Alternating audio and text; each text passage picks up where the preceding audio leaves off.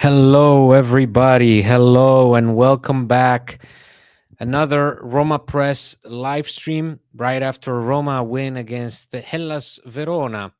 They win thanks to, as always, well, not as always, but it seems like the man is always there when Roma need him this season. Eldor Shomurodov, or rather King Eldor, Lord Eldor, whatever you want to call it, he's there. He's the man. He's the man, King Eldor. One goal is enough to seal this win against Hellas Verona. I want to welcome everybody into this live stream.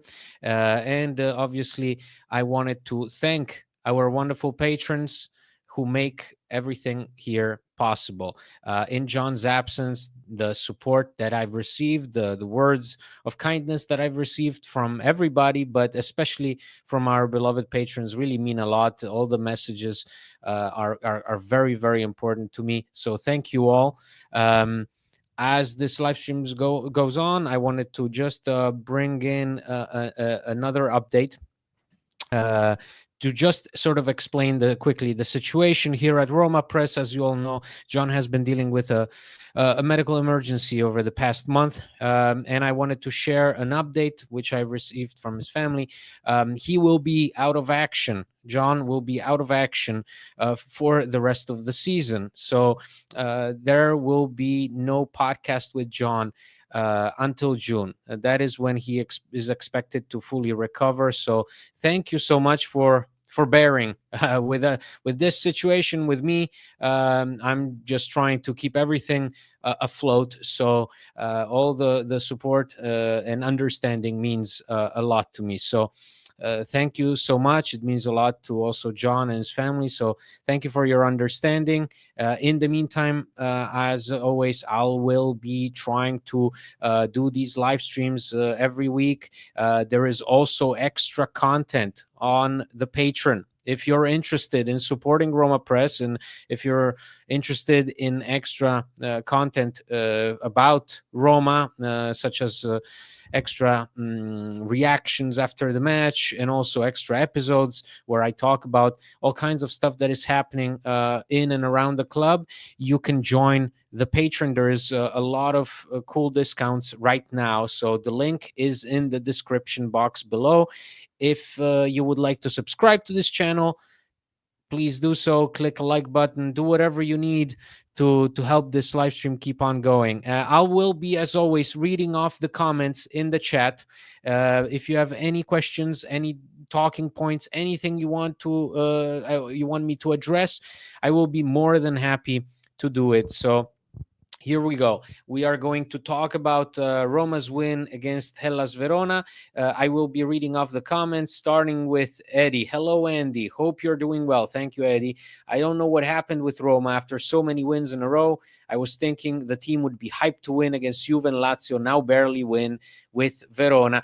Eddie, this will be something that probably a lot of people will touch upon, the feeling that this team just didn't have enough gas today to do more than what they did, the bare minimum.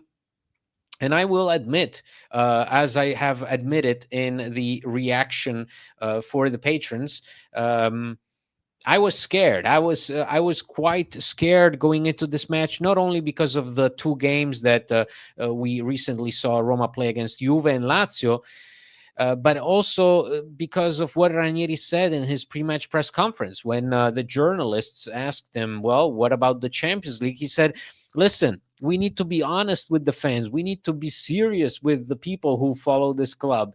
The Champions League is not possible unless someone in front of us slips up. Forget about it. That's, in essence, that's what Ranieri said. And I thought to myself, oh, goodness, if we go into this game thinking that thing where it's, oh, forget about it, the Champions League is not possible, well, I'm afraid to even imagine the attitude of the players on the pitch. Well, thank God Matthias Sule and Eldor Shomurodov didn't get the memo, and actually made it possible for us to keep those top four aspirations alive. It's a huge goal, in great part thanks to Sule's brilliance. I love seeing Sule do that, because that is what we brought him in to do. That is what he was showing us at Frosinone.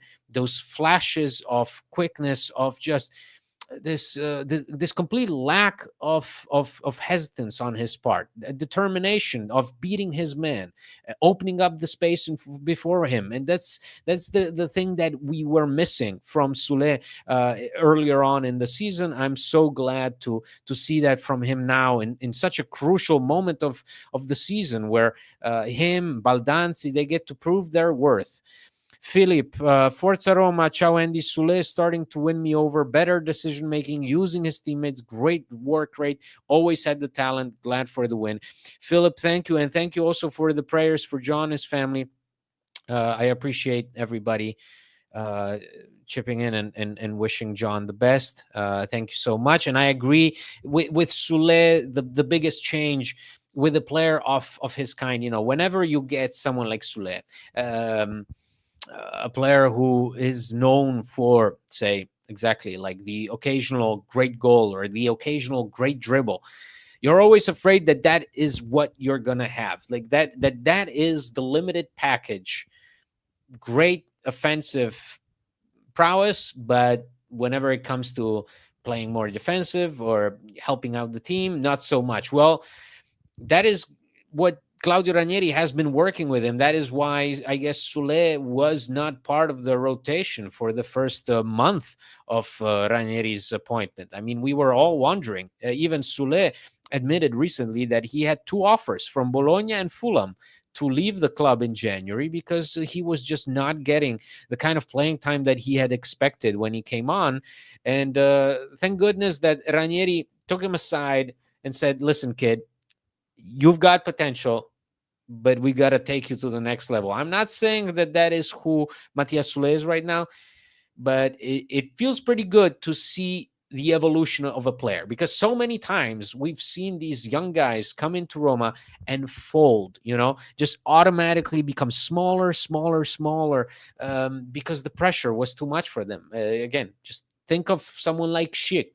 You splurge a lot of money, you bring him in to do one thing, you ask of him a million things, and the guy can't do anything right and leaves because of that, because of the inability to meet the kind of pressure and expectation that was set before him.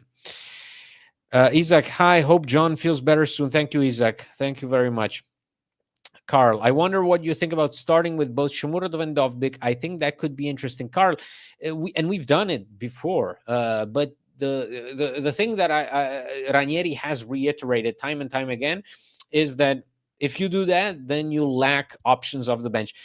I would love to see those two start more often, because I do think that they have what it takes to make each other better. And Shomurodov especially he's a player who accommodates anybody who's next to him, except for Tammy Abraham, except for the one guy who stole his job after joining Roma that same summer. Shomurodov is the kind of player who reads his teammates very well, which is not the case for Dovbyk right now. So, but I do agree with Ranieri that if you put both of them together, then you become a bit too predictable in the second half, and you lack that extra burst of energy, because then who do you have? Tommaso Baldanzi, Lorenzo Pellegrini. Those guys are not going to give you the same stuff that someone like Shomurodov gives you.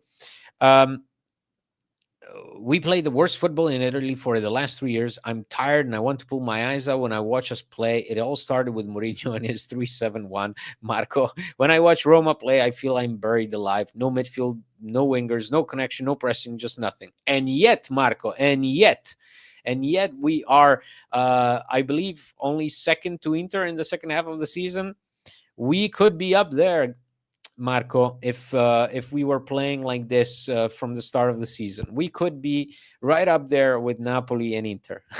Well, obviously, again, I said it to the patrons. This, each season has different storylines, and our storyline was clearly the team destined to be awful in the first 3 months and great in the second half. And by great, I mean the results.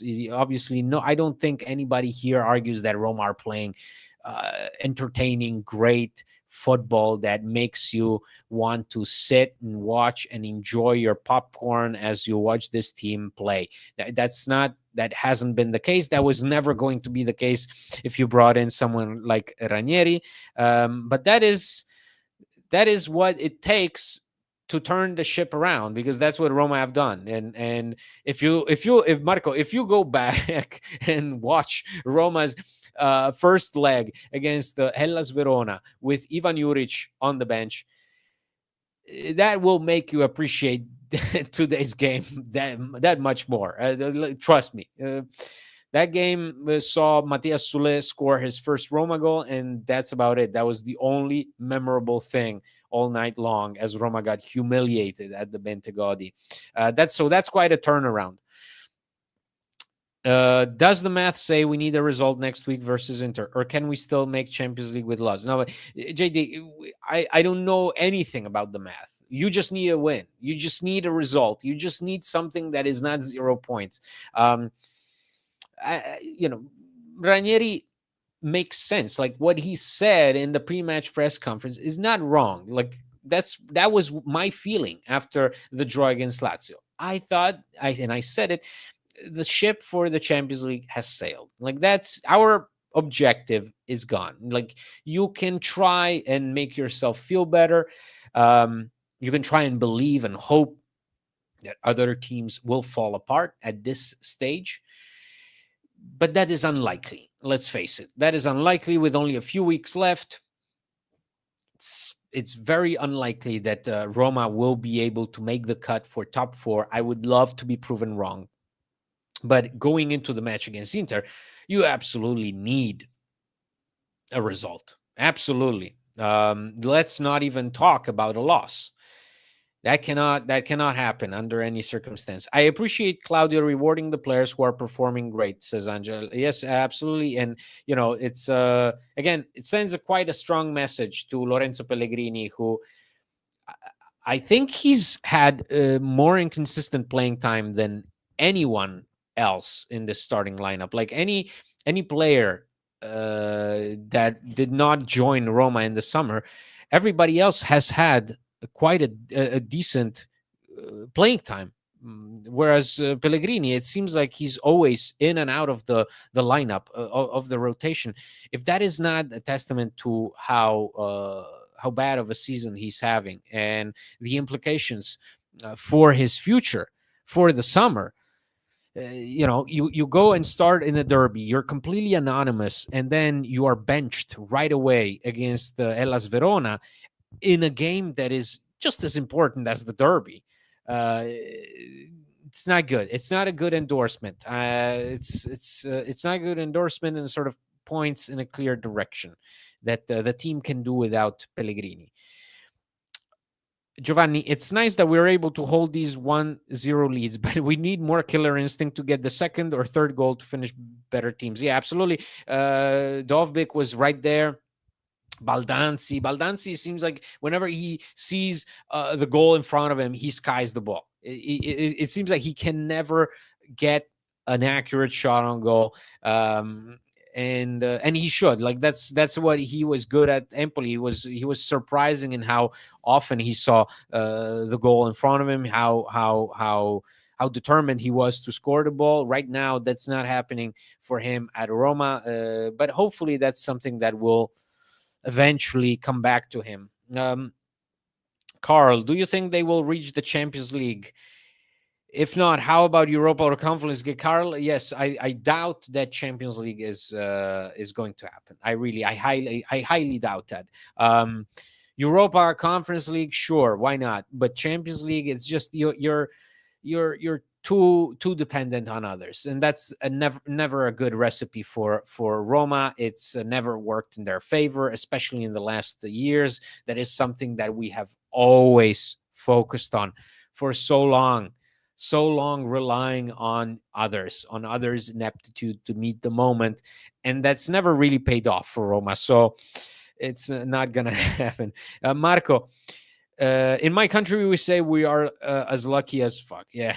Well, it's Andrew, Forza Roma. Carl, maybe it could be good for Roma to just have Serie A to focus on next season. However, I understand that missing out on Europe is a financial hit. It is a big financial hit. You're getting a whole bunch of money, even from something like Europa League. And especially for a club like Roma, we know that is the difference maker. Let me just check. I went to Verona to watch it in November. It was painful. Oh, Marco, my condolences, buddy. Ciao, Andy. The entire play on the goal was fantastic. Aside from that, an okay game. We know what we get with Ranieri, and I have to stay cognizant of that. Overall, just another win. We need it, and we move. We move. We do move, Nino. Thank you for being here, Nino. This is, it's it will never be pretty at this point in the season. I just want to reiterate that because a lot of people forget that last season, where we had to meet the moment, where we had to beat Empoli on the last match day, just again to sort of hope, because we if you remember, with Daniele De Rossi on the sideline, we sort of gave up on the league. We were just not there, and at the end we had to hope in a win against Empoli. Obviously, Empoli with Nicola at the helm, they get their win. Roma, predictably enough, they fall on the last match day, and you're out, and you're out, and you're out, and you're out, and it's not gonna happen, right? That's happened with Mourinho on the bench. Remember, Mourinho focuses on Europa League. We are approaching Budapest and whatnot, and we start in Serie A the likes of Missori. That's when we see Miles VR play for the first time, and we lose, man. We lose. We get humiliated. We get laughed at. And so when I see Roma on April 19th get a 1-0 victory against Hellas Verona to extend this unbeaten streak, I just cannot find a fault in it, besides, sure, the fact that we should be scoring more. It's not even funny. Like it's not funny. Even in a game like this where you can say, well, it was an okay game, Roma should have 3-0. It's that simple. And you get punished if you don't, or at least you risk. Mourinho destroyed Pellegrini by putting him to play as a winger, attacking midfielder. That garbage of a Okay, Marco, relax, buddy. Pellegrini had his best season with Mourinho first season, and he was being played as an attacking midfielder / winger with Fonseca as well. So, and he also had his best season with Fonseca. So it's a very bizarre situation. I don't think that this is anybody's fault. I do think that it really comes down to the player not being able to build any sort of consistency of his time at Roma. Injuries, sure. Tactical decisions by managers, but also the player himself, just not the most consistent guy on earth. And in the end, this is what you get. You get a captain, a Roma captain, that the team can do well without. That's the depressing part. Hi, Andy. Very nice victory, though they have to maybe score one more. I had to turn the TV off in the last minutes to not have a heart attack. Vincent, yeah. Welcome to Roma. Welcome to Roma, buddy. Nino, exactly. We are in the mud now. Have to climb out and just hope we somehow fumble into top 4, even if it isn't realistic. I still believe this squad absolutely clawing to where they are now is great. No, it's like Ranieri says, the group is good. This is a strong group of players. This is also a good group of players, because honestly, with the kind of start that you had, 3 months, imagine 3 months of those horrendous results. I thought the team was going to crumble all the way, like really crumble all the way, where we would have to be talking until the very last match day whether this team can make it out of the relegation zone or not, because that's how bad it was. That's how bad it was. So the fact that they were able to tune that out, to recalibrate everything, to focus on this game, on the result, time and time again, repeatedly, across multiple weeks with Ranieri, who is, again, not some wizard tactician, but just a manager who knows how to do his job, how to talk to players. That was sufficient. That was enough to have these guys perform, to have these guys believe again, because that's how difficult it is. I mean, think about it. You go for 12 games with Ivan Juric, and what, you get 2, 3 victories, whatever it was, and you're supposed to feel good about yourself in the long run. No, these, and again, especially these players had all the excuses in the world to just let it fall apart. They did not. So I'm just happy to be here, honestly. And also, it was talking about Ranieri, talking about him being the right man for the job. Well, Ranieri was just asked again, do you think that you will still retire, or are you trying to maybe change your mind and stay? Well, Ranieri was again very, very clear in his answer. I'm done. This team is a good team, but if they stick around with me for another year, it's a waste of time and I can't do it. And then he said, a manager who knows what he wants is coming. That was a very clear announcement made by Ranieri just a few moments ago in his post-match interview.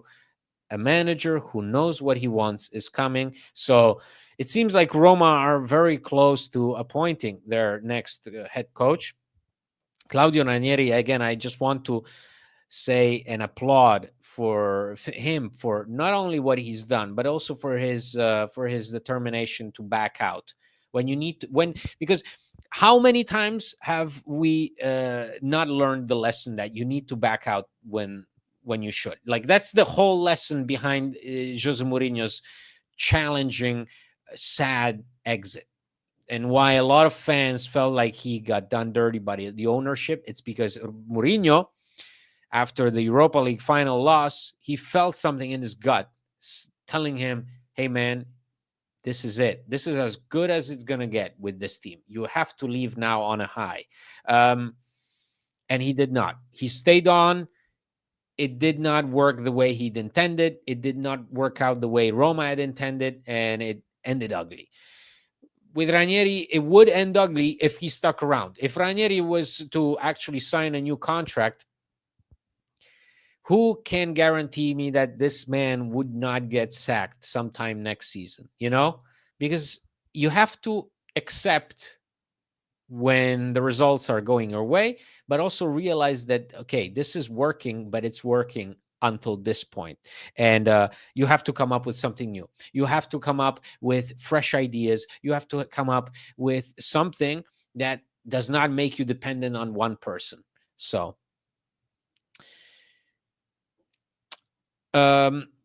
Marco, no, disagree. It was Mourinho who invented this Pellegrini Cristante bullshit. Never mind. I just hate the guy. Yeah, Marco, it's clear as day. Thank you.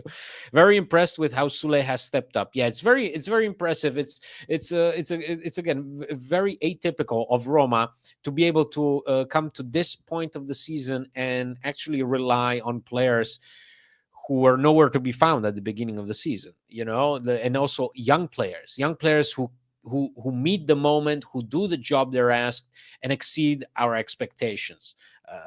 I don't recall so many times it has happened with maybe more better leaders, more veteran players, who've stepped up in the moment of need because they knew what it takes. But for guys like Baldanzi, Sule to now feature regularly in the team's lineup, that's great news. That's a job well done for Roma, whose large chunk of the future will depend on guys like Baldanzi, like Sule, like Kone. Angelino is tired, but Ghisolfi's wasted 10 million on Salah, a player Ranieri can't play because he's too bad. Why is this move not criticized more? Pinter's worst move was signing Shomo. LB, you want my honest opinion? My honest opinion is there's just always criticism about everything. Okay, the same players who are the same people who are now praising Sule were probably clowning him in November. Okay, the fact that Salahuddin right now is not playing, to me, that does not mean anything. Just like it didn't mean to me that Sule was not playing in October, November. I did not make it an issue. I understood, hey, maybe the guy just needs to work on himself a bit more. It's fine. So I'm not gonna sit here and waste energy, my man. I'm handling so much stuff right now, spinning so many plates. If I start wasting my energy on criticizing, on being negative, then just give me a gun, man. It feels like Baldanzi moves like Dybala, but shoots like Nunez. Vincent, that's very good. That's very good and true. With the news of Ancelotti calling for Brazil, I'm curious to see who this could be. Yeah, we are seeing Ancelotti being linked with the Brazil national team. Him stepping down from Real Madrid after the Copa del Rey. Everybody's talking about him, about Roma. Even Arrigo Sacchi was saying, if I was Roma, I would call him up. I would get his number, blah, blah, blah. Honestly, I don't know. I don't. If Ranieri is already in his post-match reaction telling me that Roma are this close to getting a manager who knows what he wants, then it means that we're very, very close. I'm just curious. I'm not even, I don't feel any particular way about it. I just want this thing to be over. I want to know the name. Just give me all you got, regardless of who it is. Let's get this affair out of the way. There was also news of Roma potentially relying on Vitali as a CEO. Vitali, who was on the legal team of Roma, a man who has been now involved very much in the talks for the stadium project, that he's been rumored as potentially being the guy to take over the CEO position, which would explain why Roma have not signed someone like Alessandro Antonello from Inter, who was the hot name for the job right about December, January, and then we did not hear anything about that afterwards. So there's going to be some moves in the coming weeks. It could go bad with Ranieri next season. Yes, still a better choice than Pioli, Sarri, other names of such. Daci, I don't agree. You see, this is where I don't agree because, again, I don't want to see Ranieri walk out of this club and have the title written sacked. I don't want that. I don't want Roma to officially communicate to me that they've agreed to part ways, blah, blah, blah. No.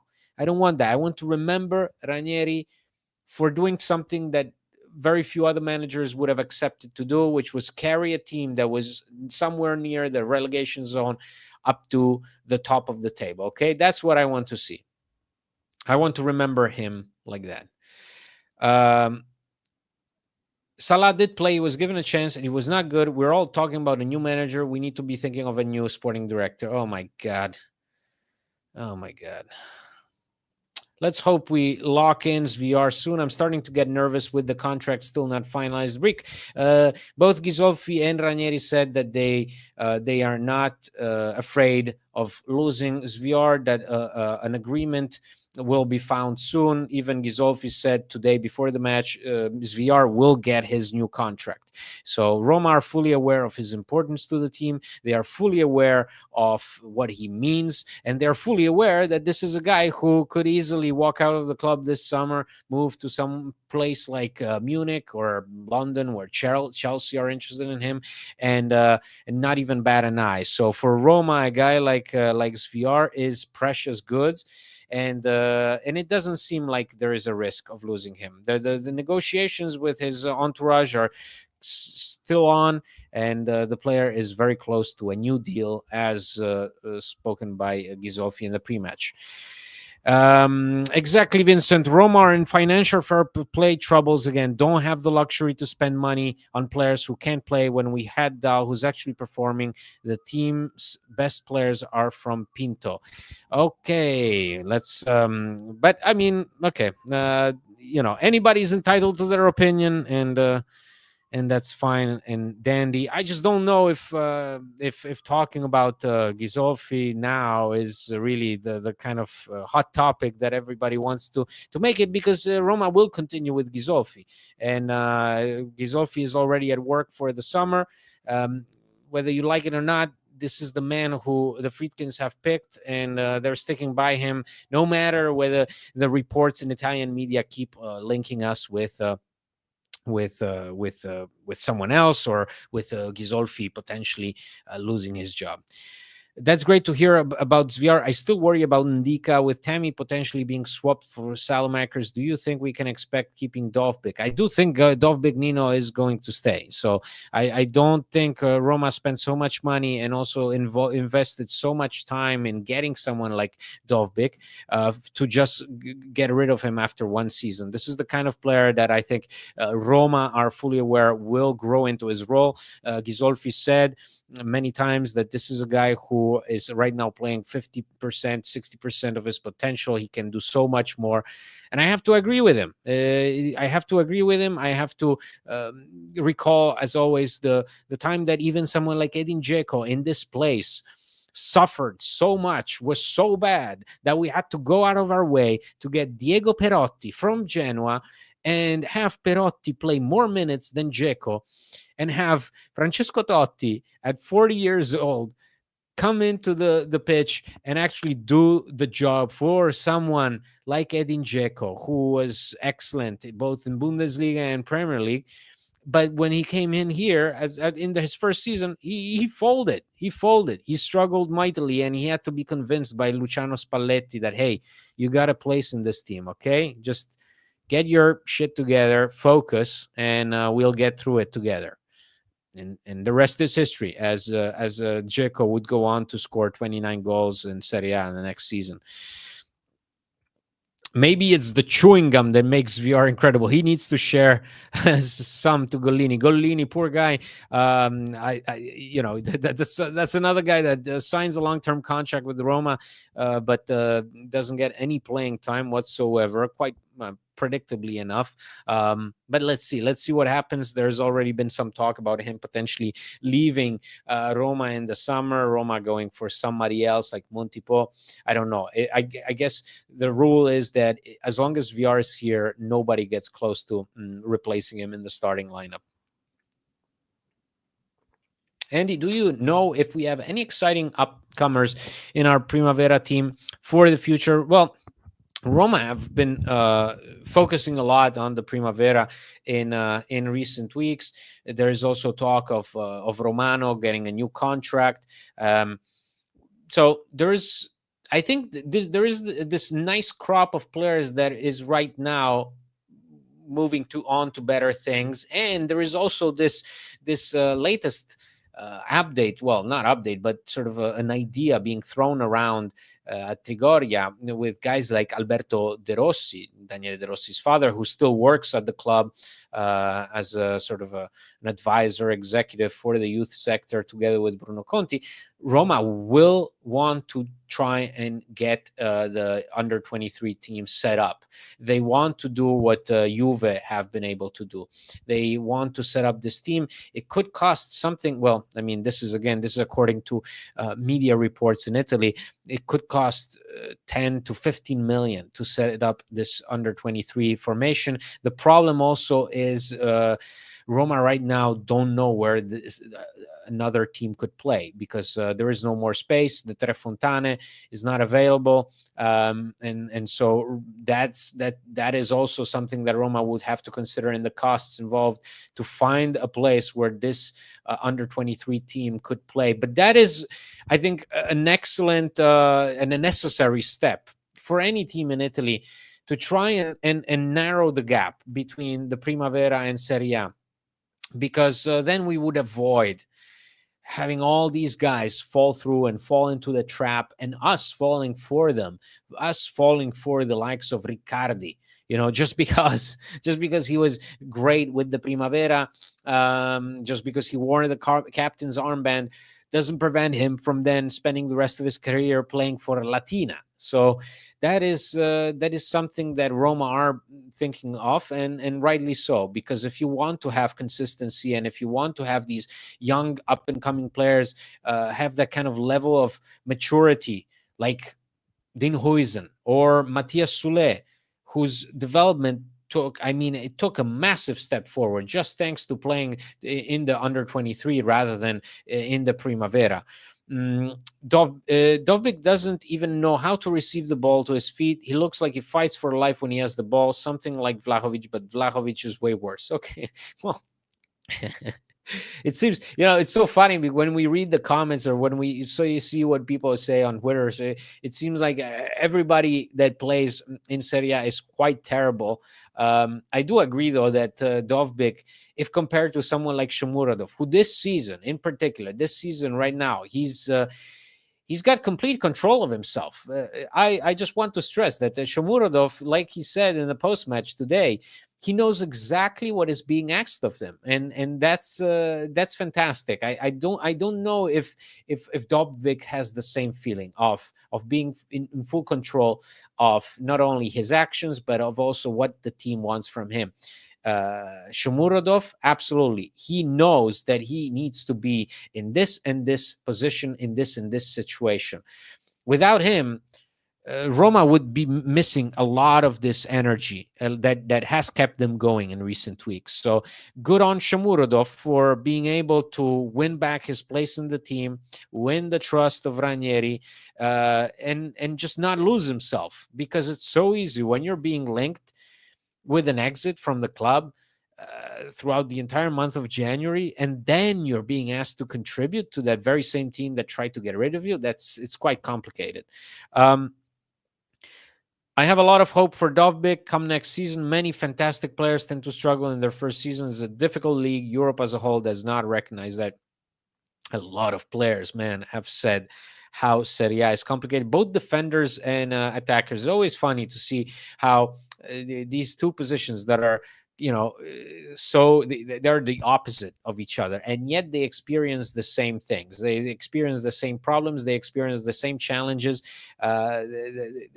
Like Ndika said in a recent interview with L'Equipe, he said, if you play defense in Italy, if you're a defender in Italy, you should get a master's degree in defense, because that's about as good of a school you're gonna get. That's about as good as of an education as you're gonna get. So I do think that Serie A, just like Indica in his first season, I mean, man, it makes quite a bit of difference, doesn't it?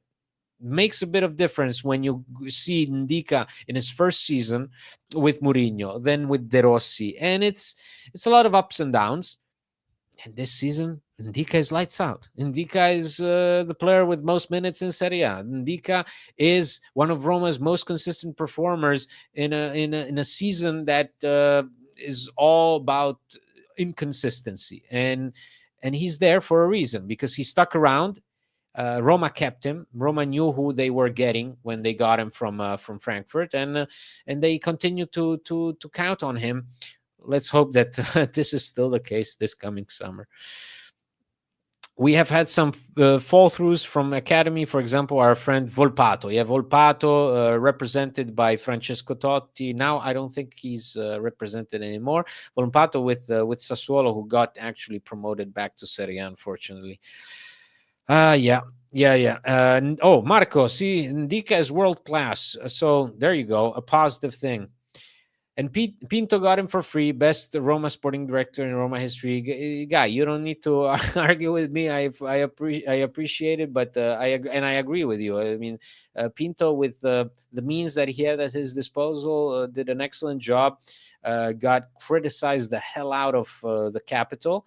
And it's a shame, because he's been also doing very well at Bournemouth. And if we look at back in hindsight, everything that he did was always in spite of the situation that he had to work in. So I'm not here to argue against the Pinto being a good sporting director. He was a good man.